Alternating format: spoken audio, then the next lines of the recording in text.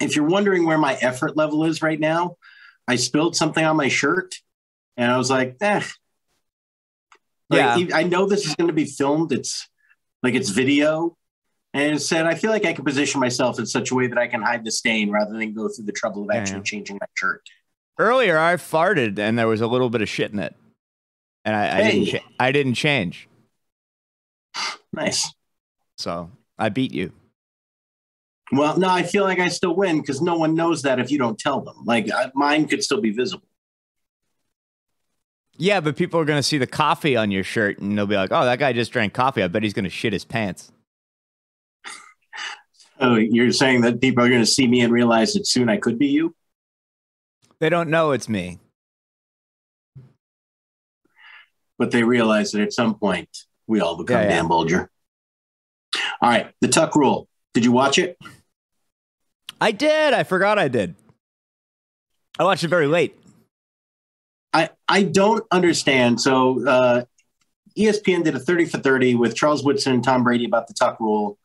And somehow I don't understand how 20 years later, Charles Woodson and Raider fans still look at that and go, oh my God, we got robbed. It's like Walt Coleman, the referee, has said for 20 years, this is the rule. Everyone said that the rule was interpreted correctly. Do you think they that don't like the rule? Do you think that perhaps they think they got robbed because it was very early into instant replay and it was like maybe the first big call to ever get overturned? I don't think it was that early in instant replay, was it? I mean, it had been back for a few years. When did they start instant replay? They first did it in the 80s, and then they got rid of it, and then they brought it back in the 90s. I can look this up for precision. I don't know, but can you think of another game before that that was like an overturned call? It was ruled a fumble. I mean, you have to realize, if you're a Raiders fan at the time, it still sucked. It does. It sucks. It hurts, but at some point you get over it.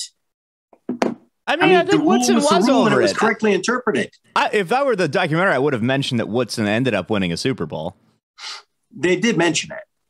Oh, okay. Well, there goes that complaint. Yeah, they do. They did a whole section. I thought it was really good. I liked the documentary. I liked it a lot. Yeah, I thought it was really well done. I really liked the vibe of having like Tom and Woodson watch it together. It was fun knowing that those guys like each other as much as they do and hang out and give each other the proper amount of shit. They made it seem like they didn't hang out in life ever. Like we haven't seen each other. I mean, they don't hang out regularly all the time, especially. I actually wonder if they ever really hung out because Woodson was a couple years ahead of him. Yeah, Woodson was a couple years ahead of him, and they played different positions. You know what I mean? So he wasn't in team meetings with him and stuff like that. Mm-hmm. No, but I mean, I got the feeling that they knew each other and were friendly at Michigan. Okay, yeah, I don't know for sure. Yeah, but it didn't seem like they were hanging out much in life. Yeah. Everybody listening and watching, this documentary is much better than we're making it seem. Did you notice that they must have enormous dicks because they both sit with their knees wide enough apart that you could fit like a baseball bat between it? And then I'm sitting watching the documentary. I'm all like clinched up. That never occurred to me. Oh, you got to watch it again. They're like fucking, like they both needed their own couch. Yeah, they were definitely man-spreading. They were taking up some room. You don't want them on the subway with you. Yeah, yeah. And then, I just noticed that I was like in a fetal position watching it. And that's how you learn about people's genitalia. I'm starting to see why this guy is where he is. And I am where I am. So, dick size is the only thing keeping you from being an NFL quarterback? I mean, I got the arm. Yeah. You definitely do. You could be a winner. You've never seen me throw. No, but you're surprisingly athletic. What the fuck is that supposed to mean? It means you're a comedian. Yeah. How many? There's some pretty good comedian athletes. There's some really good comedian athletes. Who? Greg Murphy comes to mind. Ben Quick played college baseball. Drew Dunn was a very good catcher. And in my personal experience, the athletic comedian is the exception and not the rule. You don't know it. I don't know a ton of really funny people who were also great athletes when they were younger. You know, outside of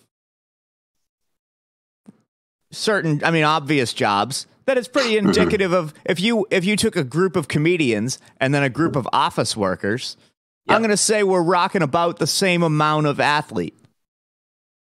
I disagree. Right, we lead an unhealthier lifestyle. There's massive amounts I'm in a softball league and we used to play. I'm in a softball league and we used to play against like the Cheesecake Factory or whatever, and they didn't kill us. That's the Cheesecake Factory. They do have a bad diet. Thank you. No, they were all 21-year-old kids. They were fucking. Like, I know at least one participant from the Cheesecake Factory who was not a 21-year-old kid. Alvin? Yeah, Johnny Miami. Oh, you know him as Johnny Miami. That's great. Absolutely. Yes. No, Alvin, but Alvin can hit. Okay. That was not an insult to you. I said you were surprisingly athletic. You can't fucking tell me what's an insult and not. Now you're trying to tell me 30% of your act is also about having diabetes, which doesn't scream like superstar athlete. That's type 2 diabetes. Okay. But yeah, I'm just saying, giving off the general vibe. There's actually, I'm aware of several, not a great exhibit A. Jay Cutler, type 1 diabetic. Jay Cutler. Former Nick Chris Dudley. That's one of the rare cases where I'm rooting for diabetes. Former Nick Chris Dudley, the closer for the Washington Nationals. Oh, no, wait, he's Jewish. That's almost the same thing. Different kinds of chosen. All right. Celtics have won, 5 in a row? Yeah. Against almost D-League competition. But they look good. That's good. Of course. You can't pick who you're playing. Yeah. I know. I would just like to see them. I mean, it's hard to find a good team right now. Everybody's hurt. Yeah. It's a weird year. It almost reminds me of like that strike year. What was that? It was like a 56 game season or something like that. And it was just kind of the Celtics made a late run. And then, Bulls got the 1 seed, but they definitely weren't the best team. Knicks made the finals. Oh, no, that's the other strike year. Yeah, similar too. Something like that's going to happen. Like a 5 or 6 seed could win the East. I thought the NBA only had 1 strike year. Well, they had a year shortened because of the lockout. Yeah, but that's the only year that was like that. That was the year Rose got hurt. Yeah. That's what I was using as a weird year. But yes, that other strike year would be an example of that as well. Got it. Yeah. Got it. I mean, I don't think any more of the Celtics. I knew Jason Tatum and Jaylen Brown were good. Yeah. But the argument that I keep hearing from different corners is it's not just that it's bad competition. It's that they finally have the starting 5 in place that they wanted. And when these 5 guys are playing together, their plus minus is off the charts. And this is exactly the rotation that they've needed for a long time. I mean, yeah, you need your guys to be healthy, or you can't do that in basketball. I think we got lucky one year where Hayward and Irving got hurt, but we had these 2 rookies, and like we had Brown and Tatum. We still had Horford. We had Rozier, who was like about to get a contract. We got fooled into thinking that you could have guys get hurt and still be good. Basketball is not that kind of sport. The East was also even worse back then. Somehow. Yeah. So, yeah, football, your guys can get hurt and a guy can step up because there's a good chance a 22-year-old is as good as the guy that's making $10 million. Yeah. So you think this is a mirage for the Celtics? They're not actually this good. No, they're not this good. They weren't as bad as they were earlier, and they're not as good as they are now. Miraculously, I think they have as many wins as Brooklyn now. They're percentage points behind them, but they have as many wins. Yeah, but Brooklyn is only a team on paper. You know what I mean? Simmons today, they did a story. Westbrook, LeBron, and Davis have played as many games together as Harden, Kyrie, and Durant. Yeah. That's hard. That's yeah. So they stink. Outside of that, they stink. I mean, Blake Griffin's not even an NBA player anymore. No. Are they going to trade Harden? It seems like it's going to happen. There's been a ton of talk this week about Harden for Simmons, which is not the way I thought that trade was going to go at all. Yeah, but I guess Harden's tight with their owner or something like that. Well, Harden's real. Yeah, the owner loves Harden. Daryl Morey loves Harden. Harden loves Daryl Morey. And he's just like, he's fucking tired of Kyrie not getting vaccinated. So, yeah, he made a comment the other day. It's like he's going to hold him down and give him the shot at some point. Well, if we know one thing about James Harden, it's that he takes COVID-19 very seriously. Really respects it. Yeah. That's the thing. Like, Harden is a guy which I think is a lot of professional athletes, which is if they had the choice, they probably wouldn't even bother getting vaccinated. They think they're going to be fine because they're professional athletes. But they also just look at it and go, fine, if I'm getting a shot, I put so much shit in my body, I'm not going to worry about this vaccine. So fine. If it means I can play and have no problem, then I'll take it.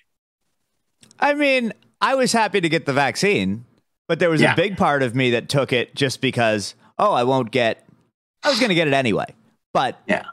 And as we've learned, you're a tremendous athlete, which should be expected by anyone who meets you. Huh? You're a tremendous athlete, which should be expected by anyone who meets you. I need access to my elliptical machine. Mm-hmm. But yeah, there was part of me, like, the most excited thing when I got it was, I can go do comedy again. Yeah.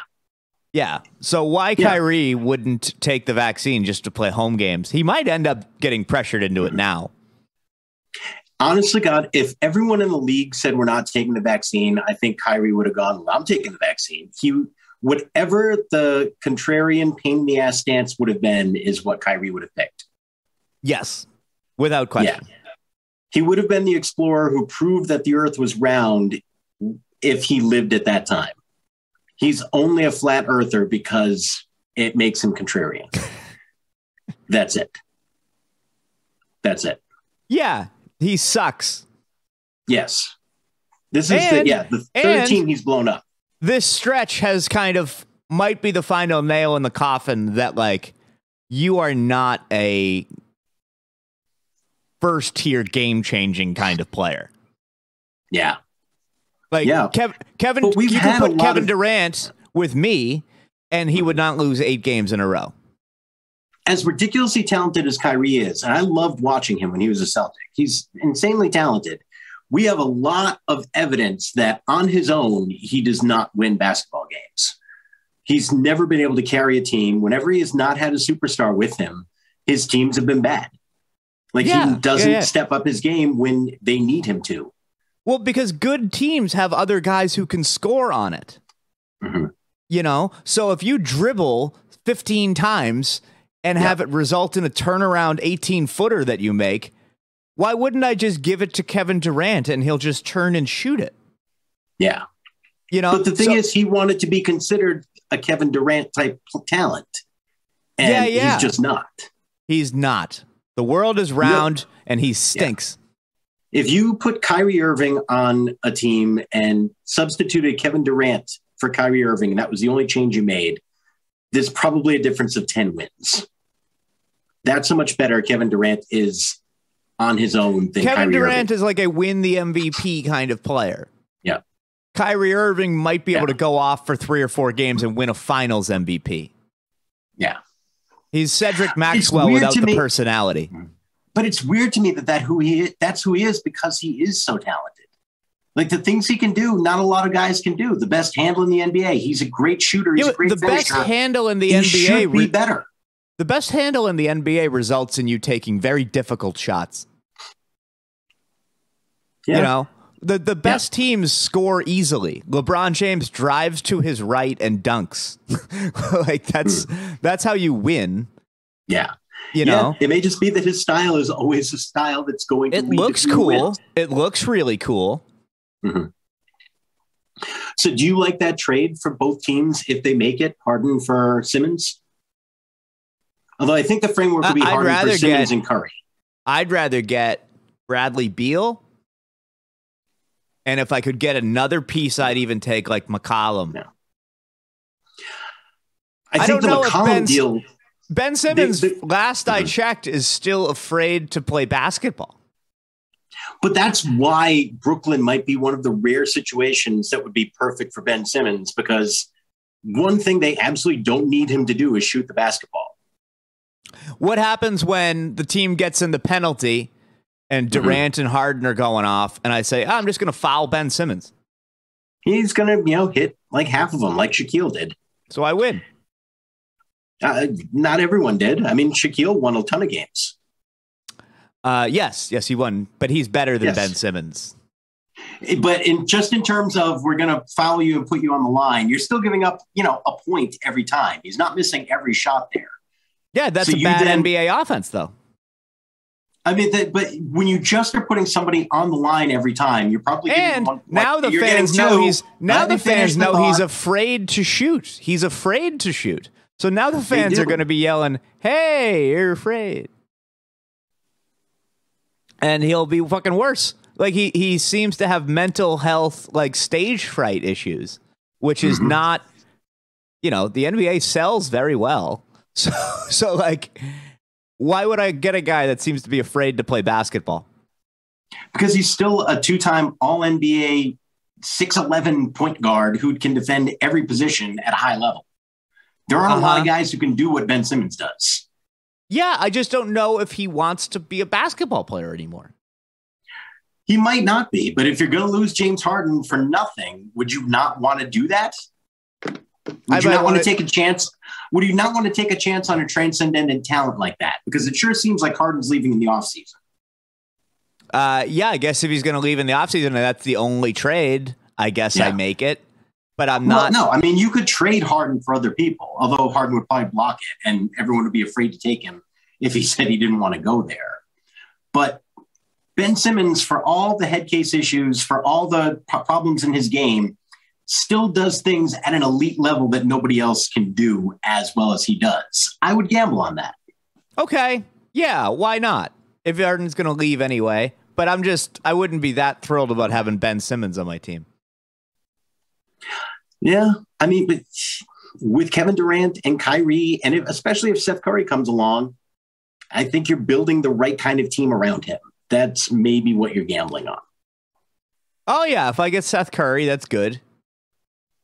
I don't know. Yeah, what the fuck? Let's do it. Is it good for Philadelphia now you're putting, 2 MVP talents together? Do they fit well together? Do I have to re-sign James Harden for like $50 million a year? Probably. You don't want to give up all this and then have Harden leave after a year, and he's only going to sign for a full-length contract. So, yeah, you're probably looking at a 5-year deal where he's going to be making $50 million when he's 36. But there's just as good a chance that James Harden will, eat a couple salads and get healthy again. Like it looked like Chris Paul was going to be done. Chris Paul looked like he was done, and then he kind of fixed his career. For whatever reason, I can't see James Harden becoming the plant-based diet in bed every night by 9 o'clock guy. Yeah, but the way LeBron and Chris Paul did. Okay, I mean, Houston has trouble. Like one of the reasons he liked Houston Andre so much Agassi used to do meth, and then he fucking got rid of the wig, and he started hooked up with a girl with a big nose. Steffi Graf. Yes. Yep. I would love to see James Harden somehow adopt the TB12. I only read the back of the book. Especially now that Alex Guerrero is there. Alex Guerrero is for hire, Mac Jones. Think about it. What do you mean? Because Tom Brady's retired, Mac Alex Jones Guerrero is available. Mm-hmm. Won $10 in the Pro Bowl, by the way. Congratulations. Yeah. Fucking go NFC. If you're betting on the Pro Bowl, you do not have a problem. Sounds like I have the opposite of a problem. I have $10. Are we betting on the Super Bowl? Who do you want? Oh, sure. Definitely. Who are you taking? Who do you want? And then we'll decide if we have to flip for it or not. The Rams are favored by 4.5. I think I have the Bengals and something else, so I'm just going to take the Bengals. You take? I kind of want the Bengals. Well, tough shit. All right, no, we have to flip for it. If we both want the Bengals, then we have to flip. You asked me who I wanted. Yeah, so we could decide, like, if you just said you wanted the Rams and I would take the Bengals, you would take the Rams. And I said, so we have to decide, then we have to flip for it if we both want the same team. You know what? You can fucking have them. I'll take the the Rams. That was bullshit. I got the Bengals 4.5. That was awful. I'll flip you for it if you want. No, you can have it. But you're being a baby. I'm being a baby? Yeah. That's insane. You literally asked me what I wanted. I said, yeah, who do you want? Because if we both want the same team, then we'll flip for it. Yeah.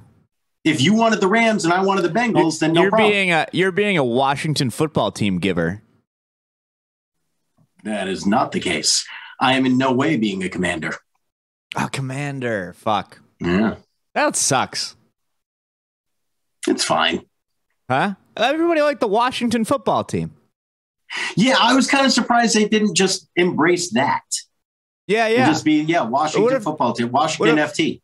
Yeah, yeah. Or the Washington who gives a fuck what we're called. Yeah. Yeah. Yeah.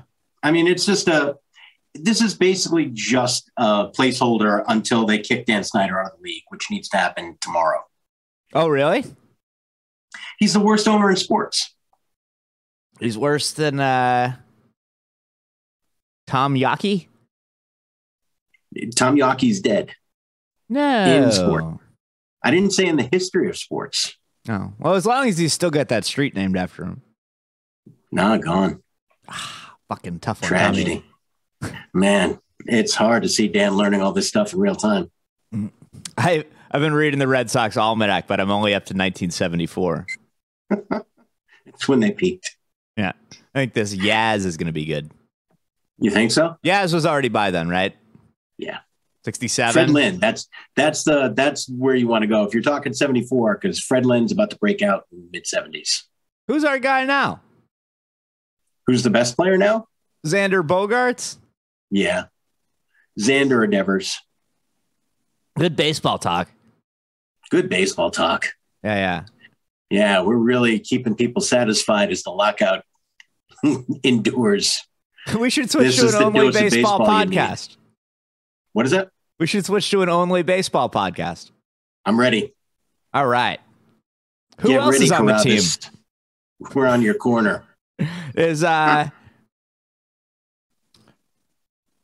shit. Tim Naring. He's on the team. Tim Naring. Yep, that was one of my first. Valentin.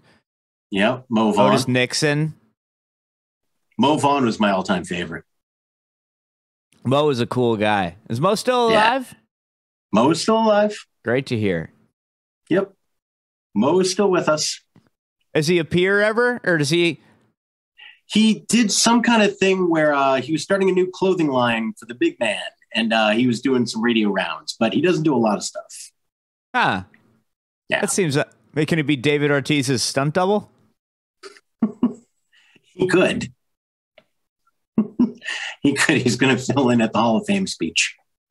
Okay. So what do you know about the Super Bowl? You think the Bengals will win? I do think the Bengals will win. Okay. That game was the only game I ever saw the Bengals play.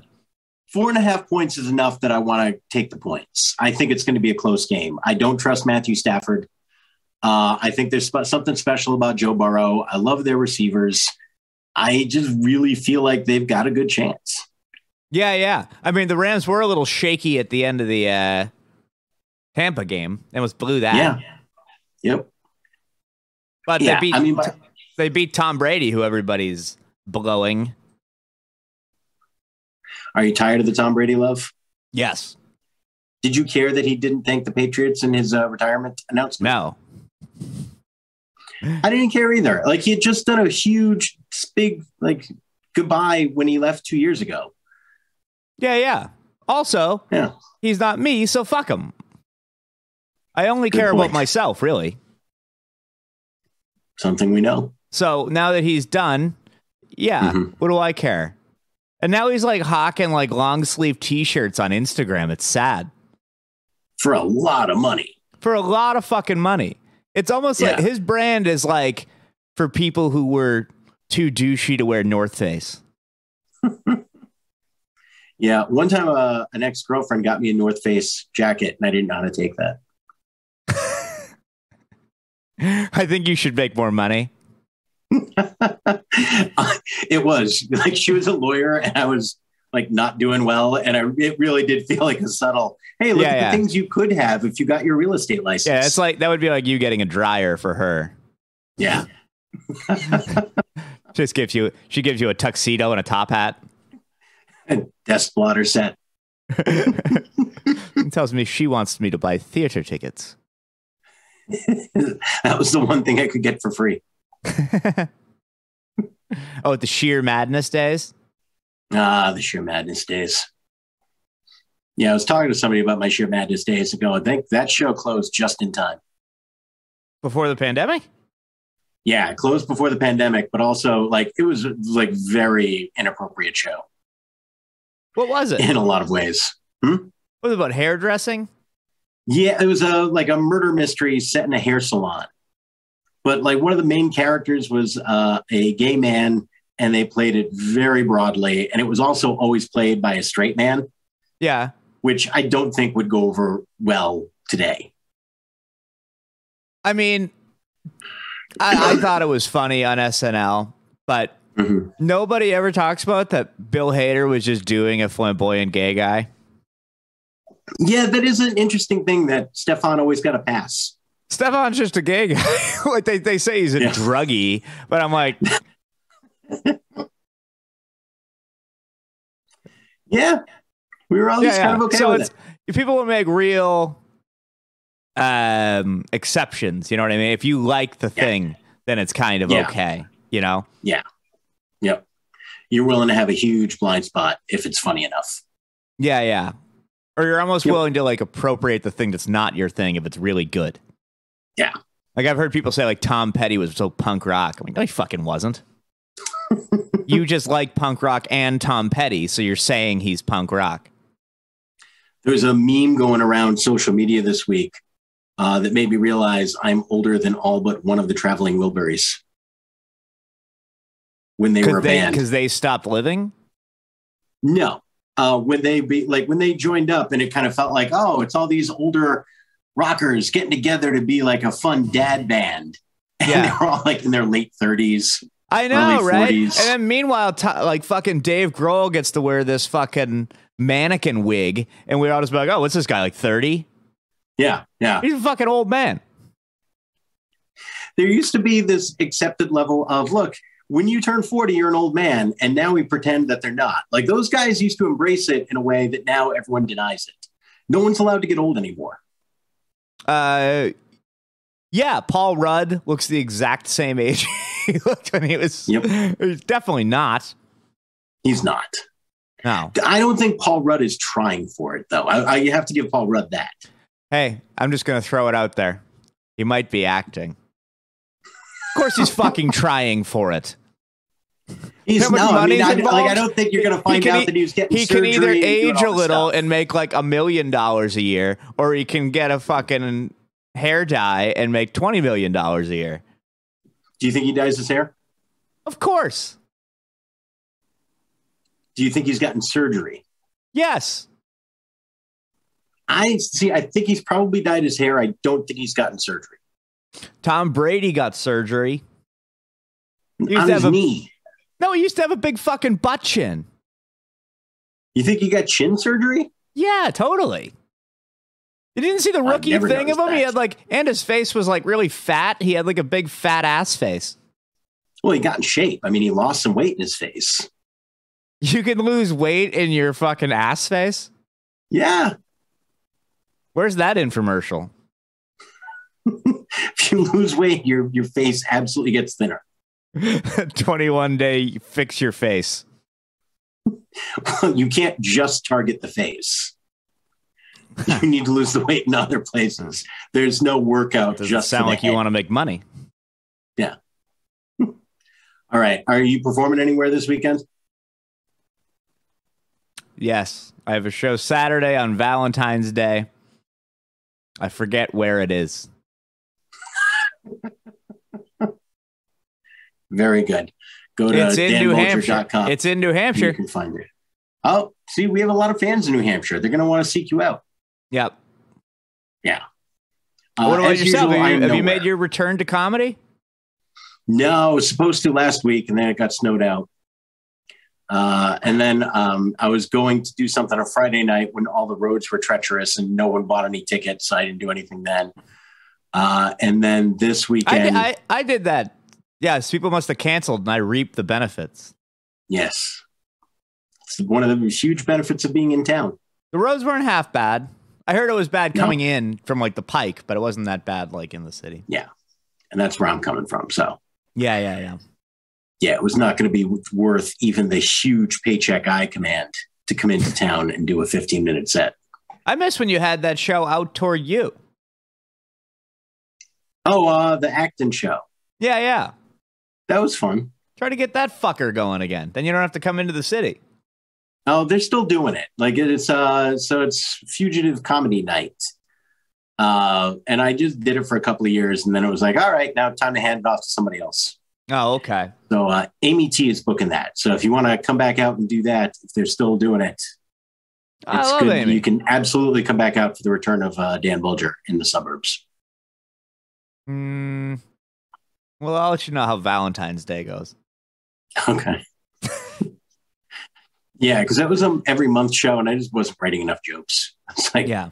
It was the same people coming out all the time. And I'm like, all right, I haven't written anything new for you people. Yeah, it's hard to write jokes. It's not easy. It's not easy. And people notice every month. Which is why I'm now retired. Maybe. Yeah. Coffee on your shirt. Complete mess. I am. I'm a wreck. All right. Well, on that happy note, I'm Mike. That's Dan. This has been Boston Centric. Paul's going to try to edit some kind of coherent 30 minutes together out of this random 40 minutes that we talked. And God bless him. He's doing the Lord's work. All right. Stay safe, everybody. Bye.